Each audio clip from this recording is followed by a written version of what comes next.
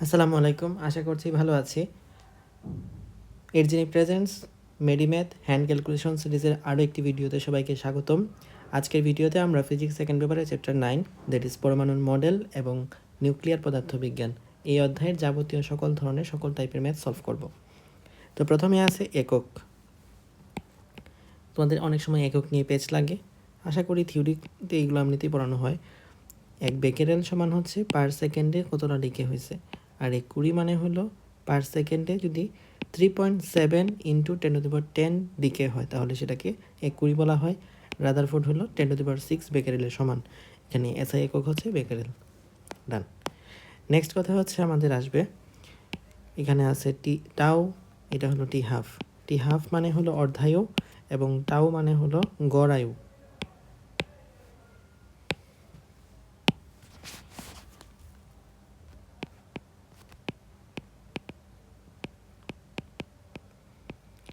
Lambda মানে হলো ক্ষয় ধ্রুবক।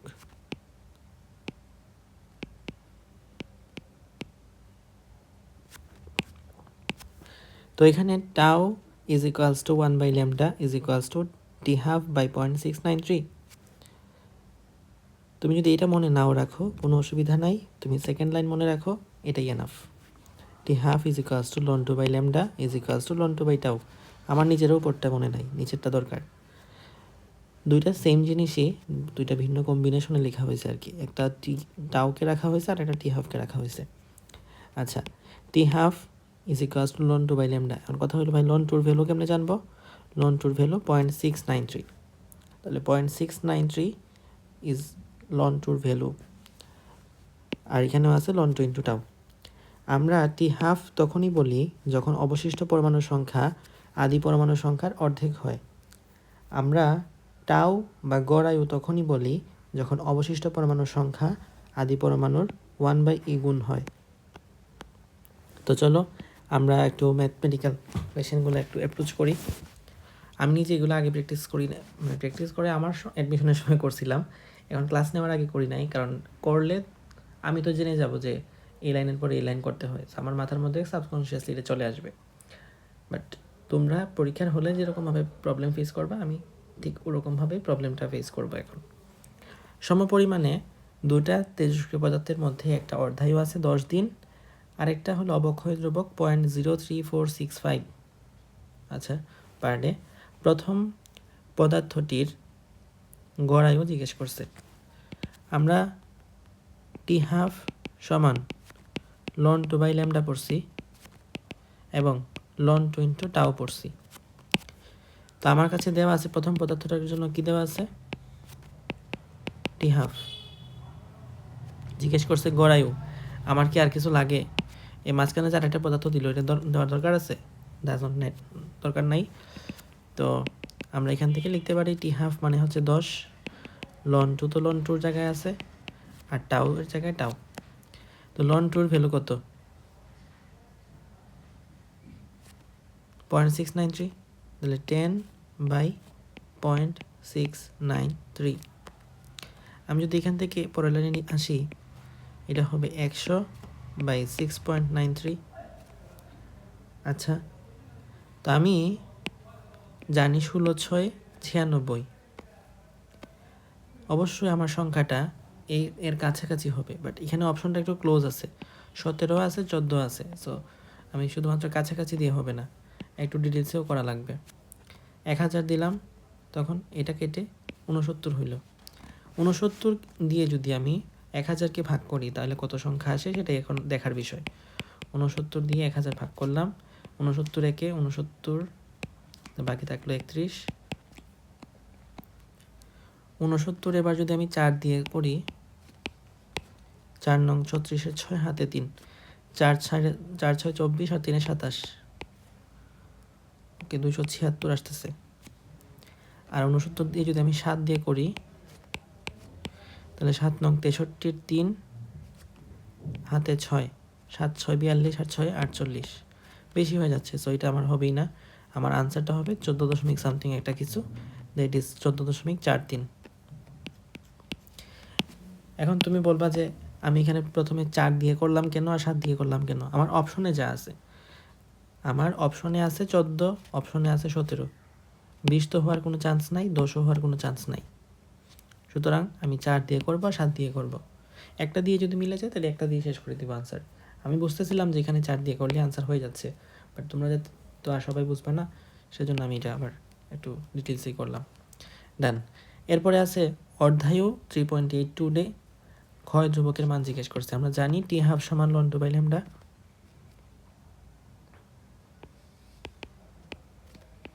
লন টু মানে 0.693, আর ল্যামডাটা এখানে বসবে। সো ল্যামডাকে যদি আমি এখানে না বসাইয়া এই পাশে বসাই দেই,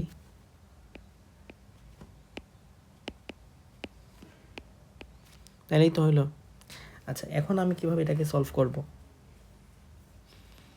আমি আগে অপশনগুলো দেখব।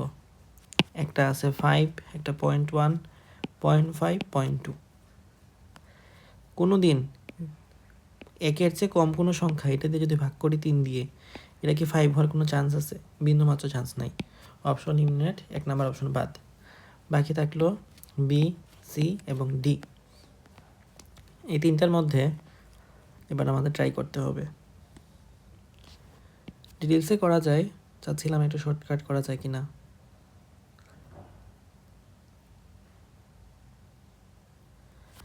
আমরা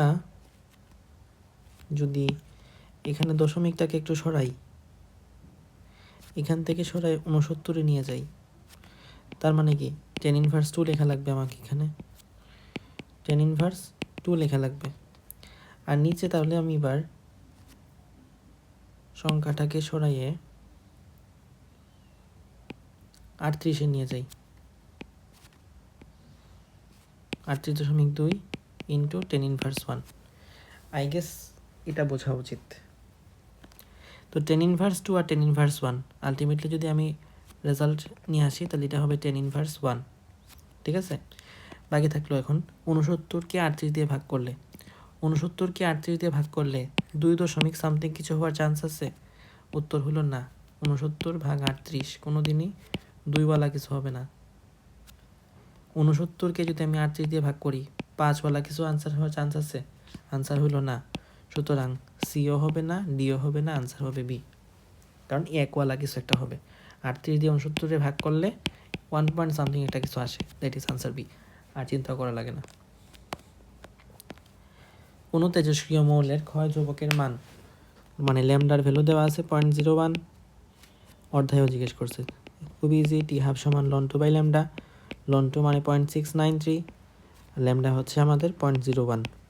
এটাই যদি আমি আনসার করি, tan ইনভার্স 2 লেখা যায় না এটাকে? এটাকে তো tan ইনভার্স 2 লেখা যায়। tan ইনভার্স 2 যদি উপরে চলে যায় তাহলে কি হবে? tan স্কোয়ার হবে। tan স্কোয়ার করলে কি হয়? এই যে 0 2 আগাবে, পিছাবে, 69.3। সুতরাং আনসার হবে আমাদের সি। নেক্সট টাইপ সক্রিয়তা। সক্রিয়তা সাধারণত ম্যাথ আসে না। A is equals to DN by DT is equals to minus lambda N. কথা হলো এনটা মানে কি? এনটা মানে হচ্ছে অবশিষ্ট পরমাণুর সংখ্যা।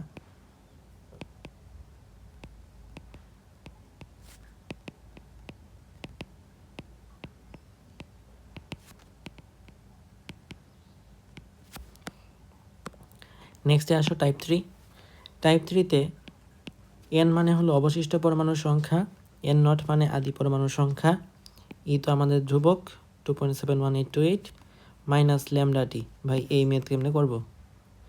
এই মেথ তোমার করার দরকার নেই, এটা হচ্ছে আমাদের shortcut. N is equals to N naught into 2 minus T by T half. এটা দিয়ে তুমি ম্যাথসগুলো সলভ করতে পারবা। তো বইয়ের মধ্যে কিছু অধ্যায়ের ভ্যালু দেওয়া আছে, অধ্যায়ের ভ্যালুগুলো মুখস্থ করবা, ম্যাথ করার জন্য না। ম্যাথের জন্য অধ্যায়ের ভ্যালু দেওয়াই থাকবে। ডিরেক্ট এমসিকিউ আসবে, রেডিয়ামের অধ্যায় কত, ওইভাবে এমসিকিউগুলো পারার জন্য অধ্যায়গুলো মুখস্থ করতে হবে। তো আসো আমরা প্র্যাকটিস করি। তোমার কিন্তু উপরের সূত্রটা লাগবে জাস্ট পরীক্ষায় যদি সূত্র হিসাবে আসে তাইলে, আর নিচেরটা লাগবে ম্যাথ করার জন্য। তো আসো, কোনো তেজস্ক্রিয় মৌলের অর্ধায়ু 10 দিন, উক্ত মৌলের 75% ক্ষয় হতে কত সময় লাগবে? টি হাফ না, প্রথমে কি আছে? N is equals to N naught dot 2 minus T by T half. এখানে আমাদের অর্ধায়ু আছে টি হাফ। উক্ত মৌলের 75% ক্ষয় হতে, 75% যদি ক্ষয়ই হয়ে যায় তো বাকি থাকে কত? বাকি থাকে কত? 25%। 25% মানে 1/4।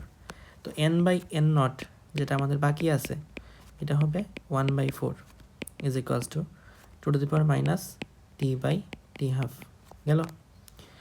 নেক্সট লাইনে লিখতে পারি আমরা 2 inverse 2 inverse t by t হাফের ভ্যালুও জানি 10। আই গেস এটা বোঝা গেছে। এটা তো 2 স্কোয়ার, তাই না? 4 মানে তো 2 স্কোয়ার। তাহলে এটাকে যদি উল্টাই দিই 2 ইনভার্স 2 হয় না? এটাই 2 inverse 2 is equals to 2 to the power minus T by T half. Next লাইনে কি লেখা যাবে? -2 ইজ ইকুয়ালস টু -2ও লেখার দরকার নাই, direct 2 is equals to t by 10, t is equals to 20। বোঝা গেল নাকি গেল না? নেক্সটে অর্ধায়ু জিজ্ঞেস করছে, তার মানে টি হাফের ভ্যালু দেওয়া আছে, টি এর ভ্যালু দেওয়া আছে 5.4, কত অংশ ক্ষয়প্রাপ্ত হবে। আচ্ছা, আমরা বের করি কত অংশ আছে। n/n0 is equals to 2 to the power minus T by T half. T হলো আমার এখানে 5.4 আর টি হাফ হলো 1.8। তাহলে 2 টু দি পাওয়ার মাইনাস কত 3 মানে 1/2 কিউব মানে 1/8। তো এতটুকু অংশ যদি আমার অবশিষ্ট থাকে তাহলে ক্ষয়প্রাপ্ত হয়েছে কতটুকু? 7/8। এর যিনি এক্সক্লুসিভ ইলেকট্রনের টোটাল মোট শক্তি, গতিশক্তি এবং বিভব শক্তি তাদের মধ্যে অনুপাত হচ্ছে এটা। তো এটা তুমি একটু এখান থেকে ভালো মতো দেখবা। এখানে কিন্তু মোট শক্তি থেকে বিভব শক্তিটা বেশি। কক্ষপথে ইলেকট্রনের পর্যায়কাল এটা যদি টি হয়ে থাকে তাহলে T is proportional to n cube. যততম শক্তিস্তর পর্যায়কাল ততটুকু, সমানুপাতিক না, ঘনফলের সমানুপাতিক। তারপর আসো কেমিস্ট্রি টাইপ। এখানে আমরা জানি যে ব্যাসার্ধ এনতম কক্ষপথে ব্যাসার্ধ, এনতম কক্ষপথে বেগ এবং এনতম কক্ষপথে শক্তি। এইটার সূত্রটা তোমাকে এখান থেকে জানতে হবে, এটা আমরা কেমিস্ট্রিতেও শিখি। আর last of all varsity special. তো আমরা জানি যে আলফা কণা মানে হচ্ছে তার ভর হলো 4 এবং পারমাণবিক সংখ্যা 2। বিটা মানে বোঝায় ভর 0, পারমাণবিক সংখ্যা 1 কম মানে -1। গামা মানে 0 0, নিউট্রন মানে 1 0। তো ধরো এখানে আমি একটা কোয়েশ্চেন বানায় রাখছি, একটু ডিফিকাল্ট, প্রথমবারই তুমি পারবা যে ওরকম না, তবে ট্রাই করে দেখা যায়। আমি একটু অন্য কালার নিই।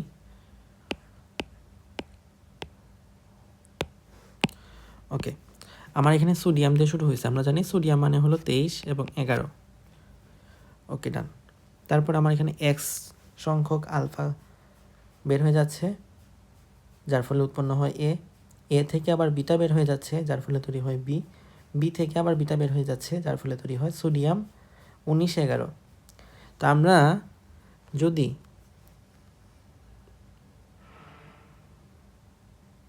বিটা বের করতে চাই, বের করা সম্ভব কি সম্ভব না? বিটা মানে হলো 0, নিচে হলো -1। তার মানে এইটার ভ্যালু এটা থেকে 0 বাদ দিলে 19 হয়। তার মানে এটা কি 19 না? বুঝছি? এটা থেকে 0 বাদ দিলে 19 হয়, তার মানে এটার ভ্যালু কি 19 না? 19। এটা থেকে -1 বাদ দিলে 11 হয়, তার মানে কি 10 না? 10 -1 সমান 11। সুতরাং বি হবে আমাদের 19 10 এবং এটা নিয়ন পরমাণু। গেল। তাহলে এটা হচ্ছে আমাদের 19 10। এবার আমি এ বের করতে চাচ্ছি, এখানে আবার 0 -1 লিখলাম। সুতরাং এও হবে আমাদের 19, আর বির জায়গায় মানে এ এর জায়গায় নিচে ড্যাশ -1 ইজ ইকুয়ালস টু 10। তার মানে 9 -1 ইজ ইকুয়ালস টু 10। সুতরাং এ মানে হবে ফ্লোরিন। তো এবার আমি পাইছি 19 9। এখান থেকে আমার এক্সটা বের করতে হবে, এক্স কত। আমি আলফার ভ্যালু জানি, আলফা মানে হচ্ছে 4 উপরে নিচে 2। 23 থেকে 4 গেলে 19 হয়, 11 থেকে 2 গেলে 9 হয়। তার মানে এক্সের ভ্যালুটা 1 হওয়া উচিত, এক্সের ভ্যালুটা হবে 1। যদি এক্সের ভ্যালু 2 হইতো তাহলে কী হইতো, 23 4 দুগুণে 8, অর্থাৎ 23 থেকে 8 বাদ দিয়ে 15 হইতো এটা। যদি এটা 2 হইতো তাহলে এটার জায়গায় নিচে তো 2 আছে, 2 দুগুণে 4 হইতো, 11 থেকে 4 গেলে 7 হইতো এটা। আশা করি এখন বুঝতে পারছি। সো আমাদের এক্সের ভ্যালু, এ এর ভ্যালু এবং বি এর ভ্যালু বের করতে পারছি, বা এক্স, এ এবং বি এর মানটা নির্ণয় করতে পারছি। That's all for chapter 9।